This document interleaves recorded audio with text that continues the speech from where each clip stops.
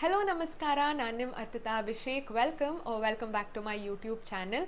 So ನನ್ನ ಮಗಳು ಕಿವಿ ಚುಚ್ಚಿಸಿದ ಮೇಲೆ ತುಂಬ ಜನ ಅದ್ರ ರಿಗಾರ್ಡಿಂಗ್ ತುಂಬ ಕ್ವೆಶನ್ಸ್ ಕೇಳ್ತಾ ಇದ್ರಿ. ಸೊ ಐ ಥಾಟ್ ಇಲ್ಲೇ ಬಂದು ಒಂದು ಪುಟ್ಟದಾಗೆ ವಿಡಿಯೋ ಮಾಡಿಬಿಡೋಣ ಅಂತ. ಆಲ್ಮೋಸ್ಟ್ 1 ತಿಂಗಳು ಆಗೋಗ್ತಾ ಇದೆ ನನ್ನ ಮಗಳ ಕಿವಿ ಚುಚ್ಚಿಸಿ. ಇವಾಗ ಬಂದು ವಿಡಿಯೋ ಮಾಡ್ತಾ ಇದ್ದೀನಿ. Extremely sorry about it. So let's get into the video. Firstly ನೀವೆಲ್ಲ ಕೇಳಿದ್ದು ಯಾವಾಗ ಪಾಪುಗೆ ಎಷ್ಟನೇ ತಿಂಗಳಿಗೆ ಕಿವಿ ಚುಚ್ಚಿಸಿದ್ರಿ ಅಂತ ಸ್ವಲ್ಪ ಜನ ಕೇಳಿದರೆ, ಇನ್ನು ಸ್ವಲ್ಪ ಜನ ಯಾಕೆ ಇಷ್ಟು ಬೇಗ ಕಿವಿ ಚುಚ್ಚಿಸಿದ್ರಿ ಅಂತ ಕೇಳಿದ್ರಿ.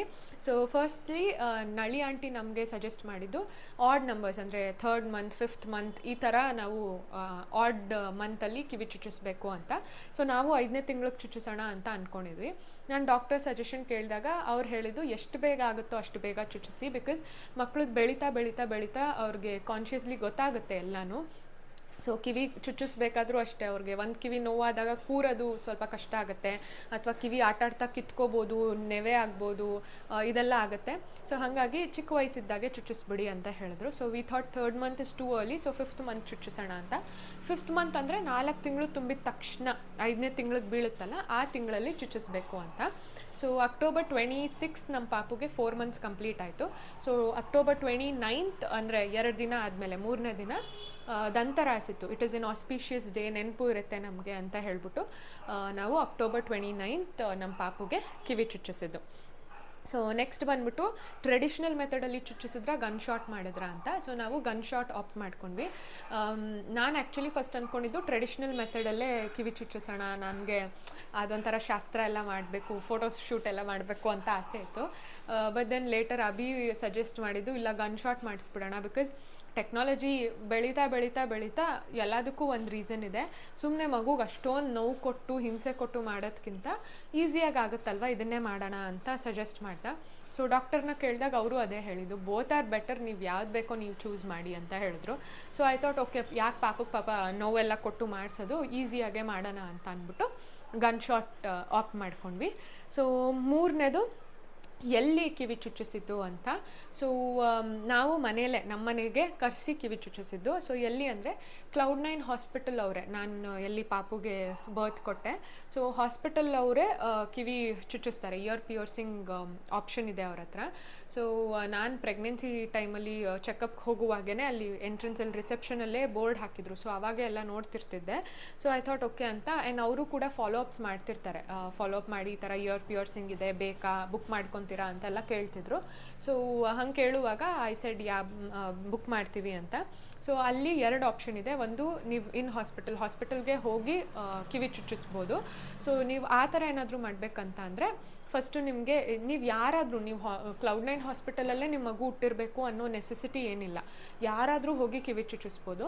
ಸೊ ನೀವೇನು ಮಾಡಬೇಕಂದ್ರೆ ಗೂಗಲಲ್ಲಿ Cloud9 ಹಾಸ್ಪಿಟಲ್ದು ಫೋನ್ ನಂಬರ್ ಸಿಗುತ್ತೆ. ಸೊ ಅಲ್ಲಿ ಹೆಲ್ಪ್ಲೈನಿಗೆ ಕಾಲ್ ಮಾಡಿಬಿಟ್ಟು ಹಿಂಗೆ ಇಯರ್ ಪಿಯರ್ಸಿಂಗ್ ಬೇಕು ಅಂತ ಕೇಳ್ಬೋದು. ಸೊ ಅವರು ನಿಮ್ಗೆ ಕೇಳ್ಕೊತಾರೆ ಯಾವ ನಿಯರೆಸ್ಟ್ ಬ್ರಾಂಚ್ ಬೇಕು ಅಥವಾ ನಿಮ್ಮ ಮನೆಗೆ ಬರಬೇಕಾ ಅಂತ ಎಲ್ಲ ಡೀಟೇಲ್ಸ್ ತೊಗೊಂಡು ಬುಕ್ಕಿಂಗ್ ಮಾಡ್ಕೊತಾರೆ. ಸೊ ನೀವು ಹಾಸ್ಪಿಟಲ್ ನಿಮ್ಮ ನಿಯರ್ ಬೈ ತುಂಬ ಬ್ರಾಂಚಸ್ ಇದೆ. ನನ್ನ ಹಾಸ್ಪಿಟಲ್ ಜಯನಗರಲ್ಲಿರೋದು, ಇನ್ನು ಬೇರೆ ಬೇರೆ ಕಡೆ ಇದೆ, ಮಲ್ಲೇಶ್ವರಮಲ್ಲಿದೆ, ಆಮೇಲೆ ಬೇರೆ ಬೇರೆ ಬ್ರಾಂಚಸ್ ಇದೆ. ಸೊ ನಿಮ್ಗೆ ಯಾವ ಬ್ರಾಂಚ್ ಹತ್ರ ಆಗುತ್ತೆ ನೀವು ನೋಡಿಕೊಂಡು ಅಲ್ಲಿ ಬುಕ್ ಮಾಡ್ಕೋಬೋದು. ಸೊ ಹಾಸ್ಪಿಟಲ್ಗೆ ಹೋಗಬೇಕಂದ್ರೆ ನೀವು 1 hour ಮುಂಚೆನೇ ಬುಕ್ ಅಂದರೆ ಹೋಗಬೇಕಂತೆ ಅಲ್ಲಿಗೆ. ನೀವು ಕಿವಿ ಚುಚ್ಚಿಸೋ 1 hour ಮುಂಚೆನೇ ಹೋಗಬೇಕು ಪ್ರೊಸೀಜರ್ಸ್ ಎಲ್ಲ ಮಾಡ್ಕೊಳ್ಳೋಕ್ಕೆ ಅಂತ ಹೇಳಿದ್ರು. ಬಟ್ ವಿ ಥಾಟ್ ಮನೆ ಆದರೆ ಬೆಸ್ಟು ಅಂತ, ಯಾಕೆಂದರೆ ಪಾಪುಗೂ ಕಂಫರ್ಟಬಲ್ ಇರುತ್ತೆ ಎಲ್ಲ, ಅಂದರೆ ಸೇಮ್ ಪ್ಲೇಸ್ ನೋಡಿ. ಆ್ಯಂಡ್ ಇನ್ನೊಂದು, ಅವಳೇನಾದರೂ ಹತ್ತಿದ ತಕ್ಷಣ ನನ್ನ ರೂಮಿಗೆ ಕರ್ಕೊಂಡು ಹೋಗಿ ಫೀಡ್ ಮಾಡಿಸ್ಬೋದು ಅನ್ನೋ ಒಂದು ಮೈಂಡ್ಸೆಟ್. ಆ್ಯಂಡ್ ಮನೇಲಾದರೆ ಎಲ್ಲರೂ ಇರ್ತಾರೆ, ಚೆನ್ನಾಗಿರುತ್ತೆ ಅಂತ ಹೇಳ್ಬಿಟ್ಟು ಸೊ ನಾನು ಮನೆಯಲ್ಲೇ ಆಪ್ಟ್ ಮಾಡಿದೆ. ಸೊ ನೀವು ಹಾಸ್ಪಿಟಲಲ್ಲಿ ಮನೆಯಲ್ಲಿ ಚುಚ್ಚಿಸ್ಕೊಳ್ಳೋದಿರಲಿ, ನೀವು ಬುಕ್ ಮಾಡಬೇಕು ಅಂತ ಅಂದರೆ at least 1 or 2 days, I would suggest ಒಂದು 2-3 ದಿನ ಮುಂಚೆನೇ ಫೋನ್ ಮಾಡಿ ಬುಕ್ಕಿಂಗ್ ಮಾಡ್ಕೊಂಡ್ಬಿಡಿ.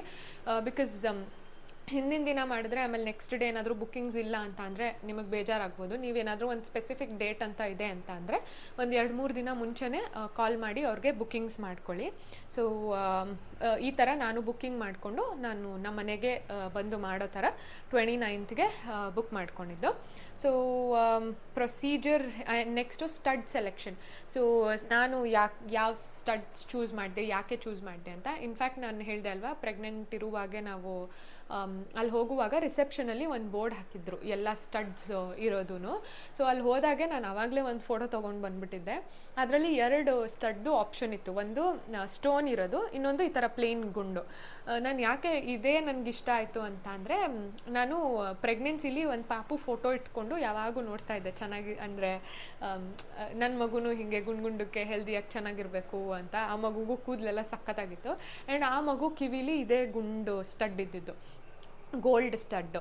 ಸೊ ಹಾಗಾಗಿ ಇದೇ ಚುಚ್ಚಿಸ್ಬೇಕು ಅಂತ ನಂಗೊಂದು ಆಸೆ ಇತ್ತು. ಆ್ಯಂಡ್ ಮನೇಲೂ ಎಲ್ಲರೂ ಚೆನ್ನಾಗಿದೆ ಅಂತ ಹೇಳಿದ್ರು. ಸೊ ಹಾಗಾಗಿ it is a plain gold ಗುಂಡು ಅಷ್ಟೇ, ಅದನ್ನು ಚೂಸ್ ಮಾಡಿದ್ದು. ಆ್ಯಂಡ್ ಗನ್ ಶಾಟಲ್ಲಿ ಗೋಲ್ಡ್ ಅಂದರೆ ಅದು ಆ್ಯಕ್ಚುಲಿ ಸ್ಟೆರಿಲೈಸ್ಡ್ ಇಯರಿಂಗ್ಸ್, ಅದಕ್ಕೆ ಗೋಲ್ಡ್ ಪ್ಲೇಟೆಡ್ ಇರುತ್ತೆ. ಸೊ 18 ಕ್ಯಾರೆಟು ಇದೆ, 24 ಕ್ಯಾರೆಟು ಇದೆ. ಸೊ ನೀವು ಬುಕ್ ಮಾಡುವಾಗ ಬುಕ್ ಎಲ್ಲ ಮಾಡಾದ್ಮೇಲೆ ಅವ್ರು ನಿಮಗೆ ಇದು ಕಳಿಸ್ತಾರೆ, ವಾಟ್ಸಪ್ಪಲ್ಲಿ ಯಾವ್ದ್ಯಾವ್ದು ಸ್ಟಡ್ಸ್ ಇದೆ ಆ್ಯಂಡ್ ಎಷ್ಟು ಪ್ರೈಸು ಎಲ್ಲನೂ ನಿಮಗೆ ಕಳಿಸ್ತಾರೆ. ಸೊ ನೀವು ಮುಂಚೆನೇ ಸ್ಟಡ್ ಸೆಲೆಕ್ಟ್ ಮಾಡಿ ಅವ್ರಿಗೆ ಹೇಳಬೇಕು. ಸೊ ಅದೇ ಸ್ಟಡ್ಡು ಅವ್ರು ತೊಗೊಂಡು ಬರ್ತಾರೆ. ಸೊ ಆ ನಂಬರ್ ಕಿವಿ ಚುಚ್ಚಿಸುವಾಗ ತೋರಿಸ್ತಾರೆ, ನೋಡಿ ನೀವಿದೆ ಅಲ್ವಾ ಚೂಸ್ ಮಾಡಿದ್ದು ಅಂತ ತೋರಿಸ್ಬಿಟ್ಟೆ ಕಿವಿ ಚುಚ್ಚಿಸ್ತಾರೆ. So this is about the booking and stud ಎಲ್ಲನೂ. ಆ್ಯಂಡ್ ನಾನು ಆ ಸ್ಟಡ್ಗೆ 5500 ರುಪೀಸ್ ಆಯಿತು. ತುಂಬ ಆಪ್ಷನ್ಸ್ ಇದೆ, ಒಂದು ಸ್ಟಡ್ಡು ಬೇರೆ ಬೇರೆ ಪ್ರೈಸಿಂಗ್ಸ್ ಇದೆ. ಆಲ್ಮೋಸ್ಟ್ ಇದೇ ರೇಂಜಲ್ಲಿದೆ, 3.5 to 6000 ರೇಂಜಲ್ಲೇ ಆಲ್ಮೋಸ್ಟ್ ಎಲ್ಲ ಸ್ಟಡ್ಸು ಇದೆ. ಆ್ಯಂಡ್ ನೆಕ್ಸ್ಟ್ ಬಂದ್ಬಿಟ್ಟು ಪ್ರೊಸೀಜರ್ ಹೆಂಗಾಯಿತು ಅಂತ. ಸೊ ನಾವು ಟೈಮಿಂಗ್ಸು ಡೇಟು ಎಲ್ಲ ಫೈನಲ್ ಆದಮೇಲೆ, ಬುಕ್ ಆದಮೇಲೆ ಆ ನರ್ಸ್ ಯಾರು ನಮ್ಮ ಮನೆಗೆ ಬಂದು ಇಯರ್ ಪಿಯರ್ಸ್ ಮಾಡ್ತಾರೆ, ಹಾಸ್ಪಿಟಲ್ಗೆ ಹೋದರೆ ಡಾಕ್ಟರ್ ಪಿಯರ್ಸ್ ಮಾಡ್ತಾರಂತೆ, ಮನೆಗೆ ಬರೋದಾದರೆ ನರ್ಸ್ ಬಂದು ಪಿಯರ್ಸ್ ಮಾಡ್ತಾರೆ. ಆ್ಯಂಡ್ ಅವರು ಅವ್ರಿಗೆ ಕಲ್ತಿರ್ತಾರಂತೆ ಹೇಗೆ ಪಿಯರ್ಸ್ ಮಾಡೋದು ಅಂತ ಎಲ್ಲ.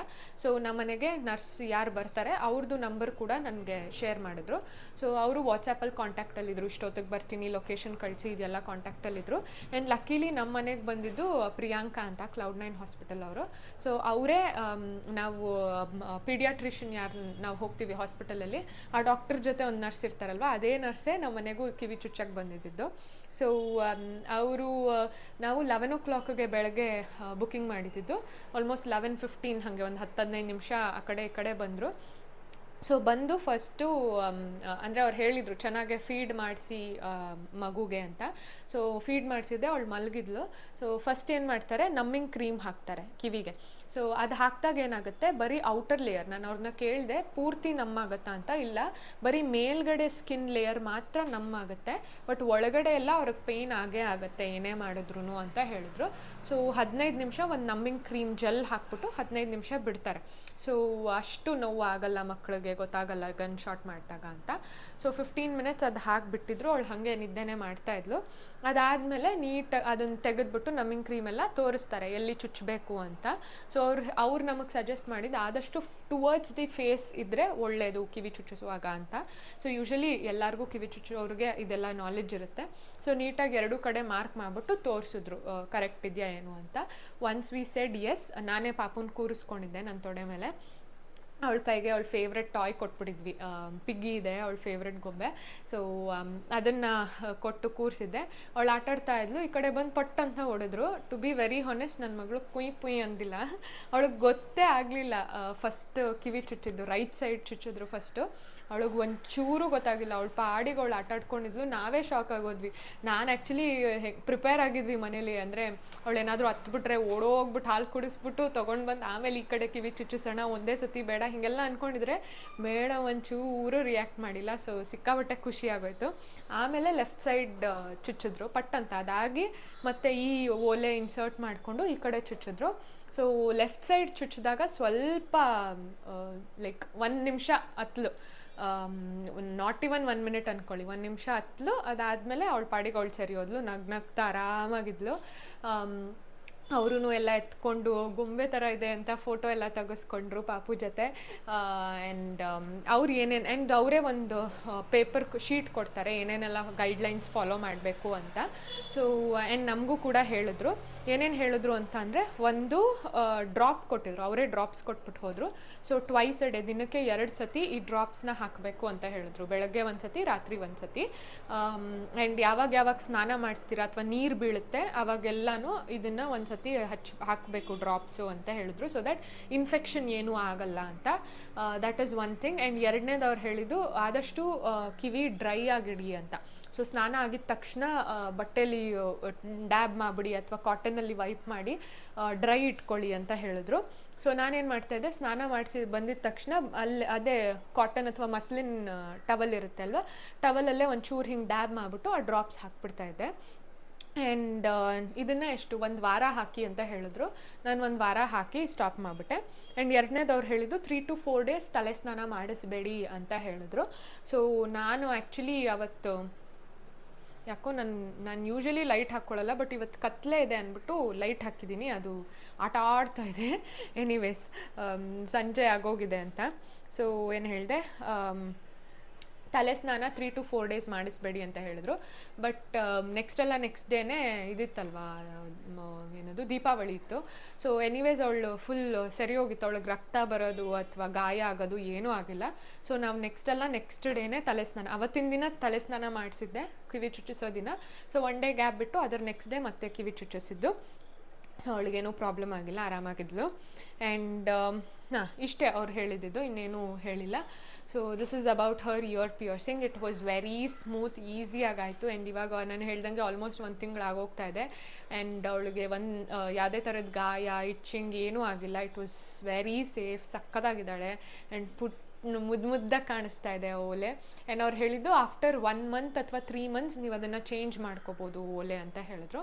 ನಾನು ಅಂದ್ಕೊಂಡಿದ್ದೀನಿ ಆಲ್ಮೋಸ್ಟ್ 1 ವರ್ಷದ ತನಕ ಹಾಗೆ ಬಿಟ್ಬಿಡೋಣ, ಸುಮ್ಮನೆ ಅದು ನೀಟಾಗಿ ಹೀಲ್ ಆಗಲಿ, ಯಾಕೆ ನಾವು ಹಿಂಸೆ ಕೊಡೋದು ಮಗುಗೆ ಅಂದ್ಬಿಟ್ಟು. ತುಂಬ ಜನ ಯೂಶ್ವಲಿ ತೆಗೆದು ಗೋಲ್ಡ್ ಇಯರಿಂಗ್ ಏನಾದರೂ ಹಾಕ್ತಾರೆ. ಆ್ಯಂಡ್ ಆಲ್ಸೋ ಈ ಥರ ರೌಂಡಿಗೆ ಹಾಕ್ತಾರಲ್ವ, ನಾನು ಆ ಥರದ್ದೆಲ್ಲ ಹಾಕ್ಸಿಲ್ಲ, ಬಿಕಾಸ್ ಪಾಪು ಎಳ್ಕೊಂಡ್ಬಿಟ್ರೆ ಸುಮ್ಮನೆ ಯಾಕೆ ಅಂತ ಸ್ಟಡ್ ಹಾಕ್ಸಿದ್ದು. ಸೊ ಇದಾದಮೇಲೆ ಇದೇ ಟೈಮಲ್ಲಿ ನಾನು ಆ್ಯಕ್ಚುಲಿ ಇದಕ್ಕೆ ಅಂದರೆ ಚುಚ್ಚಿಸೋ 1-2 ದಿನ ಮುಂಚೆ ನಾನು ಗೋಲ್ಡ್ ಶಾಪಿಗೆ ಹೋಗಿದ್ದೆ ಎಂತಕ್ಕೋ. ಸೊ ಆವಾಗ ಸೇಮ್ ಇಯರಿಂಗ್ ಇತ್ತು, ಬಟ್ ಒಂದೇ ಪೇರ್ ಇದ್ದಿದ್ದು. ಸೊ ನಾನು ಸರಿ ಅಭಿನೂ ಹೆಂಗಿದ್ರು ಓಲೆ ಆಗ್ತಾನಲ್ವ, ಸೊ ಅವನಿಗೂ ಮ್ಯಾಚಿಂಗ್ ಇರಲಿ ಅಂತ ಅಭಿಗೆ ಒಂದು ತಂದುಕೊಟ್ಟೆ. ಅವನದು ಪ್ಯೂರ್ ಗೋಲ್ಡು.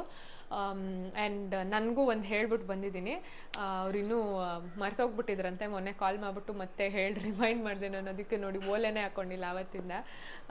ಸೊ ಅವ್ರಿಗೆ ಹೇಳಿದೆ 3 ಜನ ಅವಾಗ ಟ್ವಿನ್ನಿಂಗ್ ಮಾಡ್ದಂಗೆ ಆಗುತ್ತೆ ಅಂದ್ಬಿಟ್ಟು ಇನ್ನೊಂದು ಸೆಟ್ ಮಾಡಿಕೊಡಿ ಅಂತ. ಸೊ ಒಂದು ಪುಟಾಣಿ ಗುಂಡು ಈಸಿಯಾಗೂ ಇರುತ್ತೆ. So this is about her ear piercing journey. So ಏನಾದರೂ ಕ್ವೆಶ್ಚನ್ ಇದ್ದರೆ ಕಾಮೆಂಟ್ ಮಾಡಿ, I'll reply. Thank you so much for watching. Please do like, share and subscribe.